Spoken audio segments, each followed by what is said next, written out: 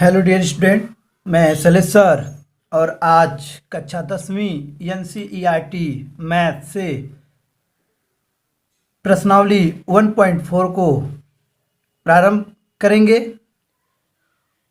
तो प्रश्नावली 1.4 में आज हमें देखना है कि किसी भी परिमेय संख्या का दशमलव प्रसार किस प्रकार करते हैं।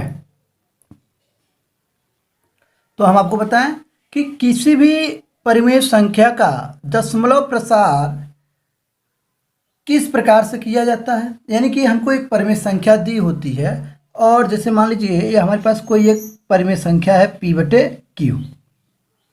अब इस परिमेय संख्या का दशमलव प्रसार करना है तो ये तो बात सभी लोग जानते हैं, छोटे क्लास में पढ़ते आए हैं कि इससे इसमें क्या करते थे, भाग दे देते थे। लेकिन यहाँ हमें क्लास 10वीं स्टैंडर्ड में क्या करना होता है कि बिना भाग दिए पता करना है। और जो दशमलव प्रसार होता है यह दो प्रकार से देखने को मिलता है। कितने प्रकार से देखने को मिलता है? दो प्रकार से। यानी कि किसी भी परिमेय संख्या का जो दशमलव प्रसार होगा वह दो तरह से हो सकता है। पहला होता है हमारे पास, एक होता है शांत दशमलव और एक होता है अशांत दशमलव। एक होगा हमारे पास शांत दशमलव प्रसार। एक परिमेय संख्या का जब दशमलव प्रसार करेंगे तो यह प्रसार दो तरह से आएगा। एक आ सकता है शांत दशमलव प्रसार और जो दूसरा होगा वह होगा अशांत आवर्ती। क्या हो जाएगा? अशांत आवर्ती। अशांत आवर्ती दशमलव प्रसार। अब यहाँ हमें देखना यह है कि कैसे हम पहचानते हैं कि कब दशमलव प्रसार शांत है और कब दशमलव प्रसार जो है वह अशांत आवर्ती के रूप का है। तो हम आपको बता दें कि जो परिमेय संख्या हमारा होता है P/Q के रूप का जो परिमेय संख्या होगा उसमें जो Q होगा यानी कि हर जो होगा Q, इसका अभाज्य गुणनखंड करते हैं। Q का क्या करते हैं? अभाज्य गुणनखंड। यदि Q का जो अभाज्य गुणनखंड है, यदि लिख देते हैं शांत दशमलव प्रसार कब होगा? जब हर का मतलब कौन? Q का अभाज्य गुणनखंड, Q का अभाज्य गुणनखंड या तो 2 के पावर के रूप में होना चाहिए, n की जगह कोई भी हो, या तो 2 के पावर के रूप में हो या 5 के पावर के रूप में हो, यानी कि 5 के पावर भी कुछ भी हो सकता है, या 2 के पावर n भी हो और साथ में 5 के पावर भी कोई संख्या हो। तो जब हर, कोई भी हर, यानी किसी भी परिमेय संख्या का जो हर होगा, यानी कि Q जो होगा इसका P/Q का, यानी कि परिमेय संख्या का हर जो है, यदि उसका अभाज्य गुणनखंड सिर्फ और सिर्फ 2 के पावर n के रूप का हो या 2 के पावर n के रूप का हो या 5 के पावर m के रूप का हो, या तो 2 के पावर n भी हो और 5 के पावर m भी हो, यानी कि दोनों, उस कंडीशन में हम कहेंगे कि उस परिमेय संख्या का जो दशमलव प्रसार होगा वो कैसा होगा? शांत होगा। बात को समझे? 2 के पावर n लिखे, n का मतलब कोई भी संख्या, 2 के पावर 2 हो सकता है, तो कि कितना भी बार 2 आवे, कितना भी बार 5 आवे, या दोनों एक साथ आए तभी होगा। तो यह हमारा शांत दशमलव प्रसार हो गया। अब यदि हम अशांत दशमलव प्रसार की बात करें तो जब परिमेय संख्या का जो हर होगा, यदि हर यानी कि अशांत आवर्ती कब होगा? जब हर क्या हो? जब हर में, लिख देते हैं, जब हर में 2 के पावर n या 5 के पावर m या 2 के पावर n 5 के पावर m के अलावा और भी कोई संख्या हो, के अलावा और भी कोई संख्या हो।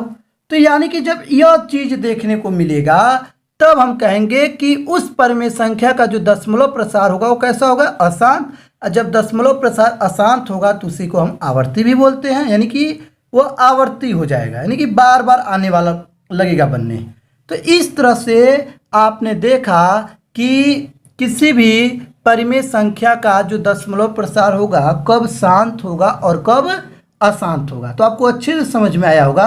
आप यहाँ लिख सकते हैं जब हर का अभाज्य गुणनखंड 2 के पावर n 5 के पावर m या 2 के पावर n 5 के पावर m के रूप का हो, या ये भी कह सकते हैं अशांत के लिए जब हर में 2 के पावर n या 5 के पावर m या 2 के n 5 के m के अलावा और भी कोई संख्या हो तो उसे बोलते हैं अशांत। चलिए देखते हैं अब प्रश्नावली 1.4 का जो पहला क्वेश्चन है क्या कह रहा है।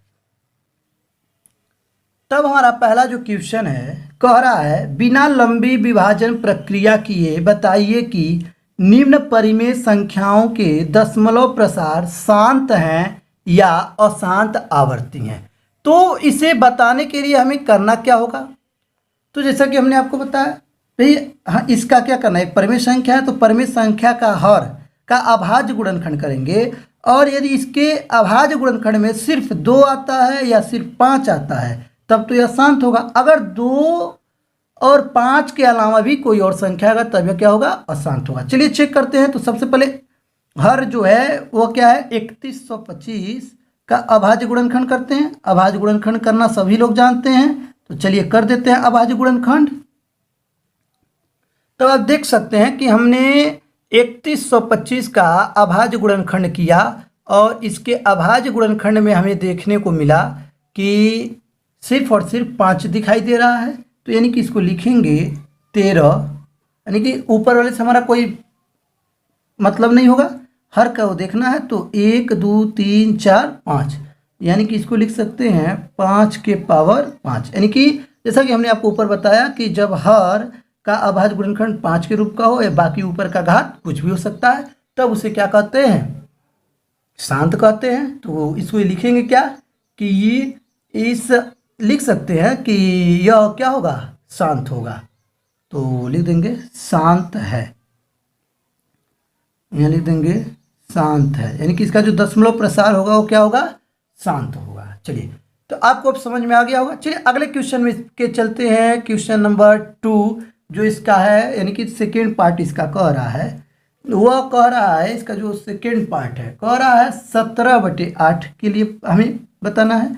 तो 17/8 में जब हमको बताना है तो 17/8 को बताने के लिए क्या करेंगे, इसी तरह इसका भी अभाज्य गुणनखंड करेंगे हर का। तो इस तरह से अभाज्य गुणनखंड करेंगे तो यह आएगा, और इसको लिख सकते हैं 17/2 के पावर क्या लिख देंगे 3, यानी कि ये भी सिर्फ इसके हर में क्या है, सिर्फ और सिर्फ 2 है, यानी कि कह सकते हैं कि ये भी क्या हमारा शांत है।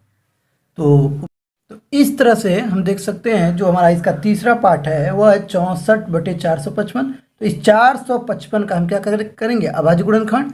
तो हमारे पास आएगा इस तरह से, तो इसको हम लिख देंगे 64, यानी कि 64/5 7 13, यानी 5 × 7 × 13। तो अब आप कहेंगे कि 5 आ गया तो क्या हो जाएगा शांत, नहीं, सिर्फ 5 होना चाहिए या सिर्फ 2 होना चाहिए, या तो 2 और 5 दोनों एक साथ होना चाहिए।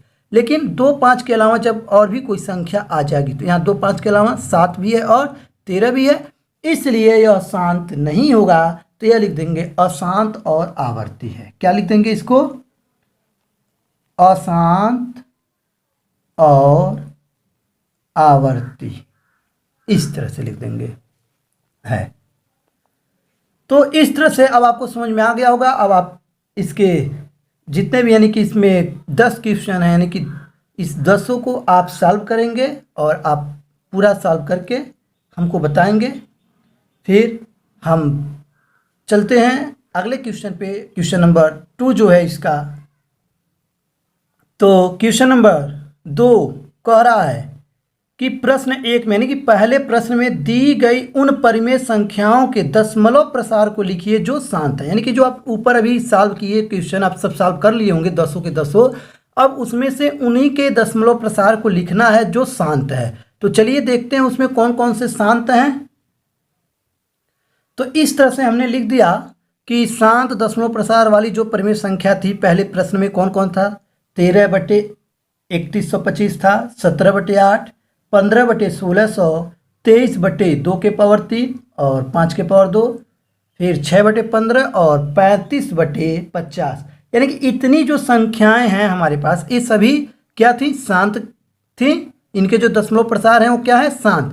तब इनके दशमलव प्रसार को लिखने के लिए क्या करेंगे, तो हम आपको बताएं सबसे पहले हमको लिखना है 13/3125 को। तो 13/3125 को जब हम लिखेंगे तो इसको हमने लिखा था कि इसका जब हमने अभाज्य गुणनखंड किया पहले क्वेश्चन में, तो आपने देखा इसको लिखा गया था 13/5 के पावर कितना था, यहाँ 5 आया हुआ था। क्या था, 5 के पावर 5। जब इसका अभाज्य गुणनखंड करेंगे यानी कि इसमें 5 कितनी बार आएगा, 5 बार आएगा। तो अब इसको लिखने का हम आपको एक तरीका बता देते हैं। सबसे आसान तरीका है कि आपको करना क्या है कि इसके हर को 10 के रूप का बनाना है। यानी कि यह 10 के रूप का तभी बनेगा जब हम ऊपर और नीचे, यानी कि यहाँ 5 के पावर 5 है, यदि हम 2 के पावर 5 का गुणा कर दें तो 2 पचे कितना हो जाएगा, 10 हो जाएगा, बन जाएगा। तो जब नीचे 2 के पावर 5 का गुणा कर रहे हैं अपने पास से, तब तो हमको ऊपर भी 2 के पावर 5 का क्या करना होगा, गुणा करना होगा। अब क्या करेंगे, लिखेंगे 13 गुणे 2 के पावर 5 का मतलब क्या हो जाएगा, 2 दूना 4 दूना 8 दूना 16 दूना 32 हो जाएगा। यानी कि 32 कर देंगे। अब बटे 5 दूना 10 और 10 के पावर हो जाएगा कितना, 5। तो आपको समझ में आ रहा होगा। अब आगे क्या करना है, आपको गुणा करना है। तो 13 दूना कितना हो जाएगा, 26 और 13 तियाँ 39 कितना हो जाएगा, 13 तियाँ 39 और 2 मिलके हो गया 41। अब बट्टे कितना हो जाएगा, अगर इसकी बात हम करें तो यानी कि 10 के पावर क्या है, 5, यानी कि 5 जीरो हमको क्या करना है, इसमें बढ़ाना है। तो 5 जीरो बढ़ाने का मतलब हुआ 1 2 3 4 5। इस तरह से हमने 5 जीरो बढ़ा दिया। अब क्या करेंगे कि अब इसको दशमलव के रूप में ले जाना बहुत ही आसान हो गया। कैसे कि जब इसमें कहीं दशमलव न दिखे तो सबसे पहले हम दशमलव को यहाँ मानते हैं, यानी कि दशमलव हमारा यहाँ पे है। अब इस दशमलव को 1 2 3 4 5 अंक पीछे ले जाना है। तो 1 2 3 हुआ, यानी कि क्या करना है, 5 अंक पीछे ले जाना है। तो 5 अंक 1 2 कितना हो गया, 3 हो गया। अब इसके साथ क्या होगा भाई, 5 अंक जाएगा, तो यानी कि पीछे का अंक नहीं है तो जीरो बढ़ाएंगे। तो जीरो इसमें अगर हम बढ़ा देते हैं, अगर यहाँ क्या करते हैं पीछे जीरो बढ़ाएंगे तो को जीरो 2 जीरो बढ़ाना है और बाकी 416 है तो 416, यानी कि दशमलव हमारा यहाँ आ जाएगा। इस तरह से 0.00416 यह हमारा इसका दशमलव प्रसार हमने आसानी से कर लिया। तो उम्मीद करते हैं आपको अच्छे से समझ में आया होगा। चलिए इसी तरह से अगला क्वेश्चन देख लेते हैं इसका। तो अब हमारे पास क्या है, 17/8 को करना है। तो 17/8 को करने के लिए क्या करेंगे, यानी कि 17/2 के 8 को क्या लिखेंगे, 2 के पावर 3। हमने बताया कि जब भी आपको इसको दशमलव प्रसार में करना हो तो आप क्या करेंगे, इसको 10 बनाएंगे। 10 बनाने का मतलब इसमें 5 का गुणा होना चाहिए और यहाँ 2 3 बार है तो 5 भी कितनी बार होना चाहिए, 3 बार। तो क्या लिख करेंगे, 17/2 के पावर 3 गुणे, यानी 5 को भी 3 बार लाना होगा। तो यह गुणा हमने अपने पास से किया तो इसी से हमको ऊपर भी गुणा करना होगा। तो चलिए अब आगे बढ़ेंगे। तो 17 गुणे 5 पच्चे 25, 25 पच्चे 125 अब बटे 2 पच्चे 10, 10 के पावर कितना हो जाएगा, 3 हो जाएगा। अब यदि इसका हम गुणा करें तो गुणा करने पर हमको जो रिजल्ट देखने को मिलेगा, यानी कि जो रिजल्ट हमारे पास आएगा वह कुछ इस तरह से निकल के आएगा। क्या आएगा, चलिए गुणा कर लेते हैं। तो 17 पच्चे कितना, 85, यानी कि हाँ इस तरह से गुणा जब आप कीजिएगा तो गुणा आपका आएगा 2125। कितना आ जाएगा, 2125 आ जाएगा। बटे हो जाएगा 3 जीरो है तो यानी कि घात 3 है तो 3 जीरो बढ़ा दिए। अब करना क्या है हमको इसमें कि इसको दशमलव रूप में लिखना है, यानी कि 1 2 3 जीरो है तो दशमलव हमारा कहाँ है, सबसे पहले यहाँ मानेंगे। तो दशमलव अगर यहाँ है, यहाँ से 3 अंक को पीछे ले जाएंगे दशमलव, 1 2 3 यानी 2 और 1 के बीच में आ जाएगा। तो 2.125 यह इसका आंसर हो जाएगा। तो उम्मीद करते हैं ये भी आपको समझ में आ गया होगा। इसी तरह से बाकी आप सभी को कर सकते हैं। तो आज के लिए बस इतना ही, बाकी आप कीजिए, आपके लिए छोड़ रहे हैं। सब जो भी है इसमें जितने भी जो आपको दिखाया गया है, यानी कि 4 आपके लिए हम छोड़ रहे हैं। 4 को आपको करना है, कौन कौन है, तो 15/600 का है आपको करना है, फिर इसको करना है 6/15 को करना है, 35/50 ये इतना आप करेंगे। फिर मिलते हैं अगले वीडियो में लास्ट क्वेश्चन के साथ। उसी वीडियो के साथ हमारा प्रश्नावली जो 1 था वह समाप्त होगा, फिर हम प्रश्नावली 2 को प्रारंभ करेंगे। तो फिर मिलते हैं अगली वीडियो में। आज के लिए बस इतना ही।